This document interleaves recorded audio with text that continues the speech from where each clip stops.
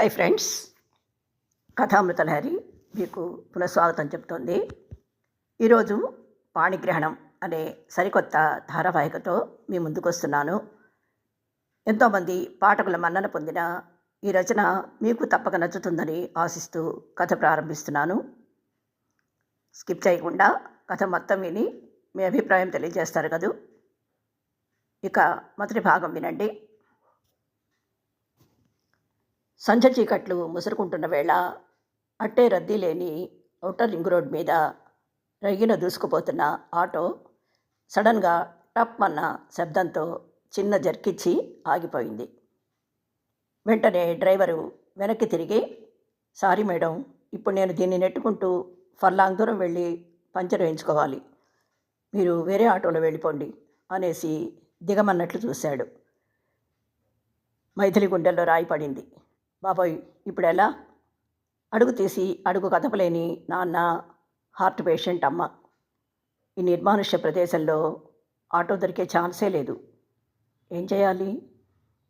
దిగాలుగా అనుకుంటూ డ్రైవర్ సాయంతో ఇద్దరిని కిందికి దించి ఏమీ పాలుపోక దిక్కులు చూడసాగింది. డ్రైవర్కి ఆమె పరిస్థితి చూస్తుంటే జాలేసి, మీరేం టెన్షన్ పడకండి మేడం, ఈ ఏరియాలో ఉండే సాఫ్ట్వేర్ ఎంప్లాయీసు హైటెక్ సిటీ నుంచి వచ్చే టైము, ఎవరైనా లేడీస్ని పెద్దవాళ్ళని చూస్తే తప్పకుండా లిఫ్ట్ ఇస్తారు అని ధైర్యం చెప్తూ, ఇంతలో ఒక కారు ఇటే రావడం గమనించి గబగబా ఎదురెళ్ళి చెయ్యూపాడు. కారు ఆగకుండా కొంత దూరం ముందుకు వెళ్ళి మళ్ళీ అంతలోనే స్లో అయ్యి యూటర్న్ తీసుకుని వచ్చి వాళ్ళ పక్కనే ఆగింది. డ్రైవింగ్ సీట్లో ఉన్న నడివయసు వ్యక్తి విండో ఓపెన్ చేసి తొంగి చూస్తూ, ఆటో ట్రబుల్ ఇచ్చినట్లుంది కదా, ఈ రూట్లో మరో ఆటో దొరకడం చాలా కష్టం, పెద్దవాళ్ళు ఇలా ఎంతసేపు నిలబడగలరు, ఎక్కడికి వెళ్ళాలో చెప్పండి, నేను డ్రాప్ చేస్తాను మర్యాదపూర్వకంగా అడిగాడు. వెంటనే డ్రైవరు హుషారుగా, సార్ రమ్మంటున్నారు కదా, వెళ్ళండి మేడం అంటుంటే మైథిలి మాత్రం అపరిచితుడికేసి మొహమాటంగా చూస్తూ, మేము నాగోల్ దాకా వెళ్ళాలి, అంత దూరం మీకు ఇబ్బంది అవుతుందేమో, వద్దులేండి అన్నది. అతడు తేలిగ్గా నవ్వేసి, నో ప్రాబ్లం, నేను అటే వెళ్తున్నాను అంటూ కారు దిగి తండ్రి చేయి పట్టుకుని జాగ్రత్తగా కారెక్కించడం చూసి బ్రతుకు జీవుడా అనుకుంటూ అతను ఫ్రంట్ డోర్ ఓపెన్ చేసిన చూసి చూడనట్లు వెనక సీట్లోనే తల్లి తండ్రి మధ్య సర్దుకుని కూర్చుంది. కారు స్టార్ట్ అవగానే దారి పొడుగున మైథిలి తల్లి పార్వతమ్మ అతనికి కృతజ్ఞతలు చెబుతూనే ఉంది. మీరు పెద్దవాళ్ళంటి, మరి అంతగా పొగిడితే నాకు ఆయుక్షీణం, ఇంతటితో ఆపేయండి. అతను నవ్వుతూనే ఆమెను వారించి పావుగంట కల్లా ఇంటి దగ్గర డ్రాప్ చేయడమే కాదు, మైథిలి తండ్రి రామారావుని లోపలికి తీసుకెళ్ళి మంచం మీద కూర్చోబెట్టి వస్తానండి అంటూ చేతులు జోడించి బయటికి నడవబోయాడు. పార్వతమ్మ, అదేంటి బాబు, ఇంత సాయం చేసి కనీసం కాఫీ అయినా తాగకుండా వెళ్తావా అనగానే, మైథిలి కూర్చోండి కాఫీ తెస్తాను అంటూ కిచెన్లోకి దారితీసింది. హాల్లోంచి అతనేదో అడగడము, వెంటనే తల్లి ఇంటి విషయాలన్నీ ఏకరువు పెట్టడం వినిపించి, అమ్మకి మధ్య మరీ చాదస్తం ఎక్కువైంది, ఎవరైనా మంచిగా పలకరించడం ఆలస్యం, ముక్కు మొహం తెలియని వాళ్లకు ఏది చెప్పచ్చు ఏది చెప్పకూడదు అని ఏమాత్రం ఆలోచించకుండా పురాణం విప్పేస్తుంది. చిరాగ్గా సణుక్కుంటూ కాఫీ తెచ్చి తలో కప్పు ఇచ్చి ఇక ఆపేయమన్నట్లు తల్లికి కళ్ళతోనే సైగ చేసింది.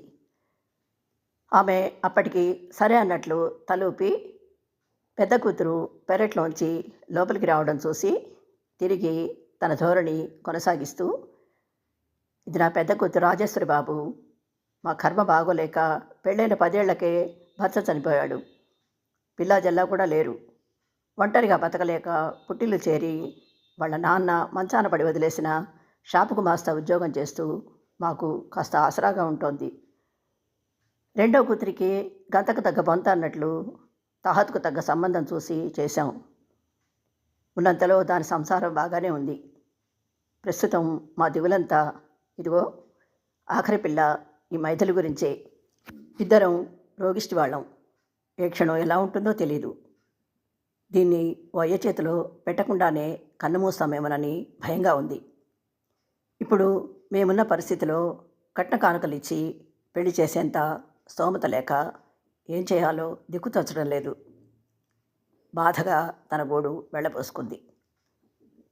అతడు 10 నిమిషాలు ఆవిడ చెప్పిందంతా ఓపిగ్గా విని ఆ తర్వాత వెళ్ళొస్తానండి అనేసి లేచి వెళ్ళబోయి ఒక్క క్షణం ఆగి తటపటాయిస్తూనే వెనక్కొచ్చి రామారావు గారి పక్కనే కూర్చుని మెల్లగా గొంతు సవరించుకున్నాడు. అంకుల్, మిమ్మల్ని చూడగానే అర్థమైంది మీది పరువు మర్యాద కలిగిన చక్కటి సాంప్రదాయ కుటుంబమని. అందుకే అట్టే పరిచయం లేకపోయినా చొరవ చేసి మీ అమ్మాయి పెళ్లి గురించి మాట్లాడాలనుకుంటున్నాను. మీ నిస్సహాయ స్థితిని అవకాశంగా తీసుకుంటున్నానని అనుకోకపోతే అంటూ అర్ధోక్తిగా ఆపేసి ఆయన కళ్ళల్లో ఆసక్తి గమనించి వెంటనే ధైర్యంగా సంభాషణ కొనసాగించాడు. నా పేరు శ్యాంప్రసాద్. ఈ ఊళ్ళోనే మార్కెటింగ్ ఫీల్డ్లో ఏరియా మేనేజర్గా పనిచేస్తున్నాను. నాకు తమ్ముడు ఉన్నాడు, పేరు శశాంక. వాడికి ఊహ తెలియకముందే మా అమ్మా నాన్న చనిపోయారు. నేను తనకంటే 10 ఏళ్ళు పెద్దవాడిని కావటం వల్ల ఆ లోటు తెలియకుండా అన్నీ నేనై ఎంతో గారాబంగా పెంచి మెడిసిన్ చదివించాను. నాకు దొరికిన భార్య కూడా మరిదిని సొంత బిడ్డల అభిమానించడం వల్ల పై చదువులకు అమెరికా పంపించగలిగాను. అక్కడి నుంచి తిరిగి వచ్చి సొంత ప్రాక్టీస్ పెట్టగానే హస్తవాసి మంచిదన్న పేరు రావడంతో 2 ఏళ్లకే 400 గజాల్లో ట్రిప్లెక్స్ హౌసు, ఖరీదైన కారు కొనేసి బాగా సెటిల్ అయ్యాడు. నాకన్నా అన్ని విధాల గొప్ప స్థాయికి ఎదిగినా వాడికి నా పట్ల ఉన్న ప్రేమ, గౌరవం రవ్వంత కూడా తగ్గలేదు. నేను అంగీకరించాకే తను ఇష్టపడ్డ అమ్మాయిని పెళ్లి చేసుకున్నాడు. పెళ్ళైన ఏడాదికి పాప పుట్టింది. ఆ తర్వాత 3 ఏళ్లకు బాబు. మంచి హోదా, సంపాదన, చక్కటి భార్య, రత్నాలు లాంటి బిడ్డలతో ఆనందంగా సాగిపోతున్న వాడి జీవితంలో అనుకోకుండా ఒక్కసారిగా చిమ్మ చీకట్లు కమ్ముకున్నాయి అంటూ ఒక్క క్షణం మాటలాపేసి కళ్ళు తుడుచుకున్నాడు. కథ విన్నారు కదా. ఈ ఎపిసోడు ఇంతటితో ముగిస్తున్నాను. త్వరలో 2వ ఎపిసోడ్తో మీ ముందుంటాను. అంతవరకు సెలవు. Thank you.